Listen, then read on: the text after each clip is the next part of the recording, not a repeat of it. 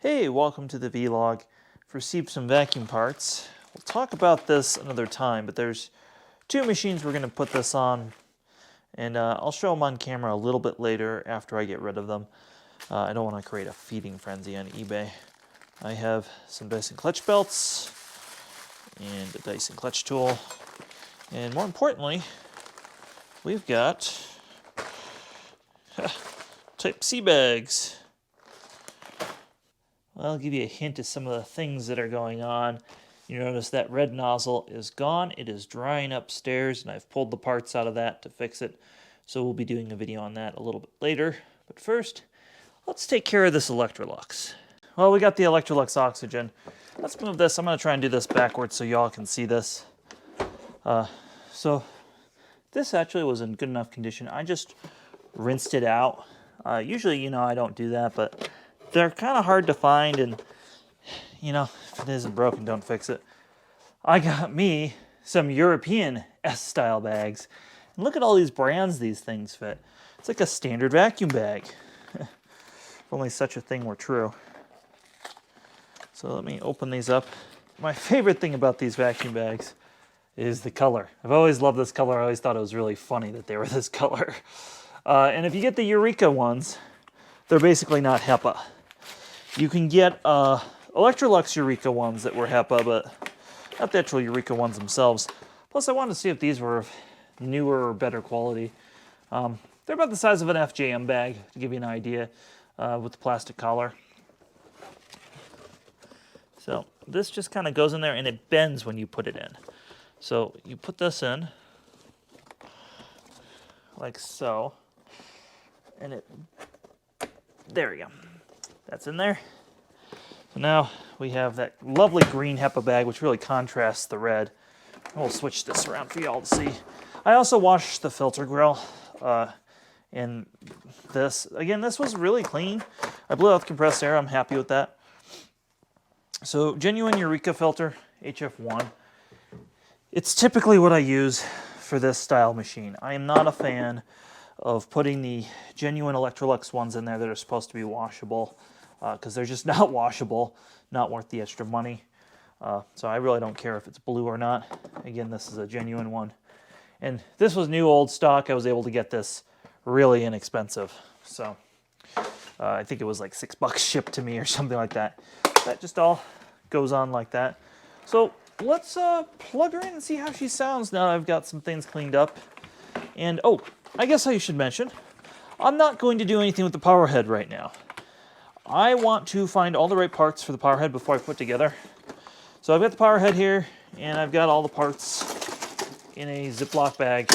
And I'm just going to store this in my crawl space until I get that neck assembly in. So that's what's going to happen with that. Let's just plug this in because it's such a cool machine. I love this color. And like I said, this is kind of one of those machines, it's kind of a guilty pleasure for me that I like, even though it's kind of a bad machine.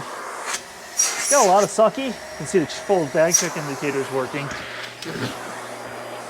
Man, it's probably got at least 40 inches of working vacuum. Probably about 80 sealed if I had to guess, 70 sealed. It's just really, really good. I don't have a proper adapter for this, otherwise I would test it. I will have to get one because they do make an 1.25" adapter for this machine. It's not electrical, but they do make it because they use the same tool set on the beam. So yeah, that's my Electrolux with the proper European bags. Let's see what country this is. Oh, these are made in Sweden. How about that? But my Electrolux, it wasn't made in Sweden. This is made in Hungary, but mostly China. All right, well, here's another thrift store save. Is this Electrolux showed you all the filtration and work.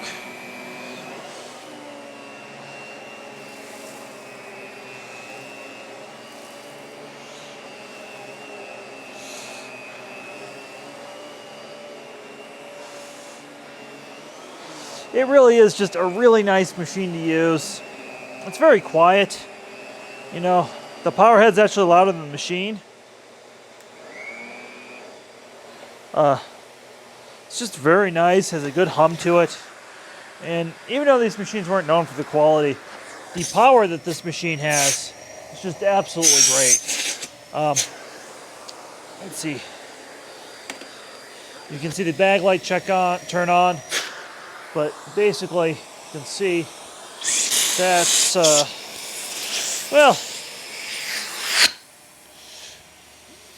well, maybe I can't. So just me holding my hand, we got about 50 inches of working vacuum.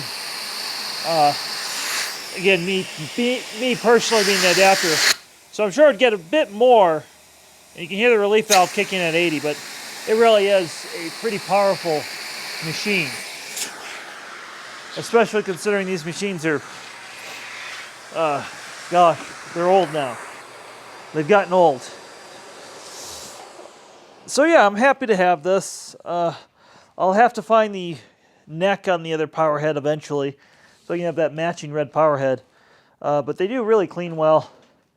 You know, really no complaints here about this machine at all. And it is fairly lightweight. You know, it's not super lightweight, but it does maneuver well. Better than I remember. And I think that short wheelbase has to do with that. All right, folks. Well, you see I've got my 14 here. Ain't that fucking great. See, it's dirty in some areas still. I haven't really given it the wipe down first. So let's go ahead and just wipe down what we can. I could take this whole thing, bring it in the shower, and just wash it off. I'm not feeling that.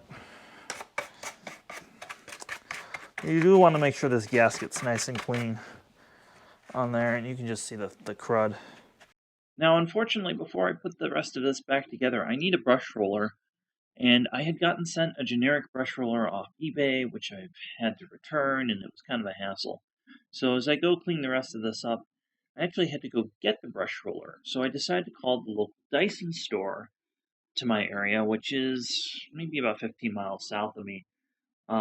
So yeah, I called them, and sure enough, they had one in stock. And I was really surprised because the 14 brush roller is discontinued. I actually can't get this from any wholesaler's vendor.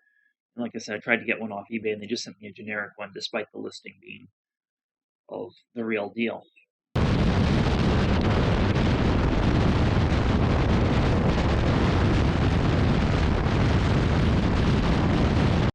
I'm going to take you with me. This footage is sped up at 800%, but just through traffic going midday in Denver. Why I have a top speed of maybe 150, you can tell we're not going to be going anywhere near that in this traffic. Better to play it safe. Enjoy.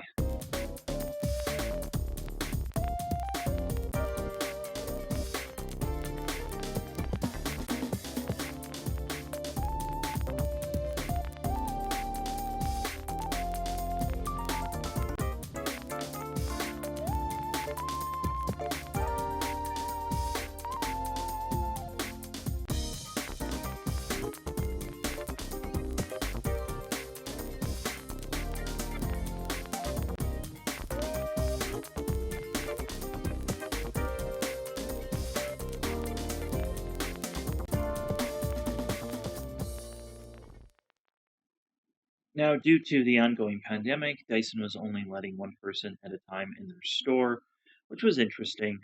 And I was also not allowed to touch anything. So I originally was going to go in and play with one of the new Dyson V15s and show you guys that, like, from a point of view real quick and give you my impressions later. I couldn't do that because of the signage in the store. And everything had a do not touch sign. So I guess they know that their machines filter so bad that they're going to spread corona, which I thought was kind of funny. Though consider it, though, that they're not trying to spread corona. However, I tried to pay for the brush roller after the gentleman in back, who's super nice. And I have to say, as much shit as I talk about Dyson, they give excellent customer service at this store. And I went and gave them a good Yelp review afterwards. But anyways, the guy said, no, just have the brush roller. Apparently they had written it out of inventory already. So I thought that was super cool, and I was just happy to have it. And again, they always have been super nice every time I've gone to the store.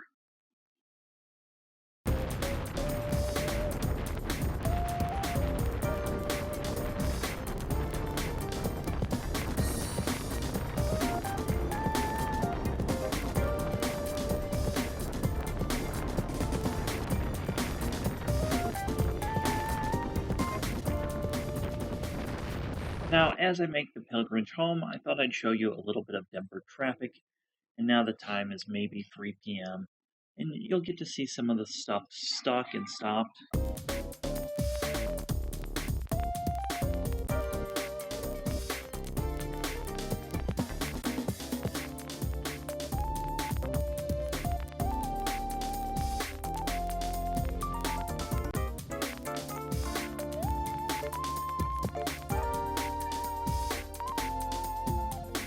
Alright, well here is the Dyson, all done. Now, I did briefly run it so the shine is now gone from the inside of the bin, as is typical of Dysons. But I threw some pet hair and just some breakfast cereal down real quick. I thought we'd run it and just see how it does. Now this is one of the better Dysons in terms of performance, which isn't really saying much. I remember these machines being particularly bad. So let's see if my memory is right about this machine not being a particularly great cleaner. Now I got new filters, new brush roller. The machine is running top notch, maybe even a little better than it would have from the factory. So let's see here.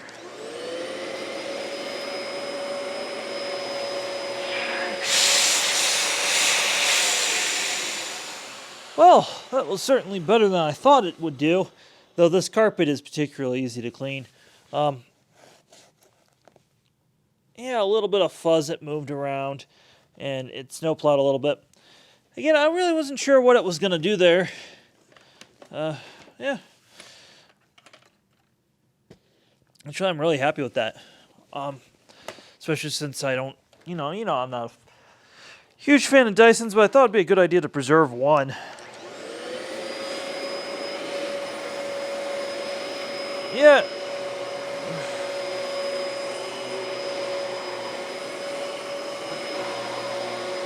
My low pile carpet, it does work, much better than I expected.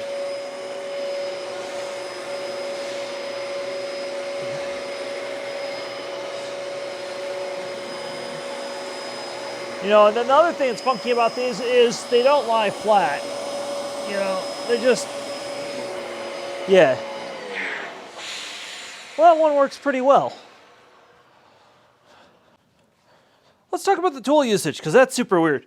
Now, somebody put the wrong top cap up here. What this cap does is it keeps, when the machine's in the upright position, it keeps the suction from basically sucking to the back of your hand. So it's kind of more of a convenience thing. But this has a telescoping wand where the DC-07 you had to stop and assemble it, where this has the wand ready to go at a fairly nice angle. In fact, let's go get the floor brush and I'll show you that. Well, if you're not familiar with the floor brush, let's grab some breakfast cereal right here just for fun. Floor brush is a really peculiar thing. Now, I got this floor brush a long time ago. I didn't get this with this Dyson. I actually got this floor brush to use with my Idahos because I liked the switchable floor tool and it was free. My boss at the time was throwing it away, so I saved it. And these are real funky. You have to switch them back and forth, just like that. And it's a very funky floor brush. So let's just see how it does. Like that, I'll move this aside. It's a bit low for how tall I am. But actually, this is a nice floor tool. Very similar to the Vesselworks in terms of how it works. Yeah, that really does kind of, for areas where the machine would not reach, that is kind of nice. Though these make such a dreaded sound. I'm not using the studio mic here because I don't want to subject you all to the sound of this machine, but you'll have to trust me, that is pretty bad. And then there's not really places to store the tools on board either. So yeah, that's the Dyson that I got the brush roller for and traveled through traffic to get, and I'm really happy with the way it turned out. It's kind of nice to preserve these pieces of history, even though this machine is really just junk. So thanks for tuning in and watching the vlog. I know sometimes these things don't always go out on Tuesday. Sometimes they're going out Wednesday night, Thursday. It's just whenever I get a chance to do it. I've had a very busy schedule lately. But again, thanks for watching. Really appreciate it.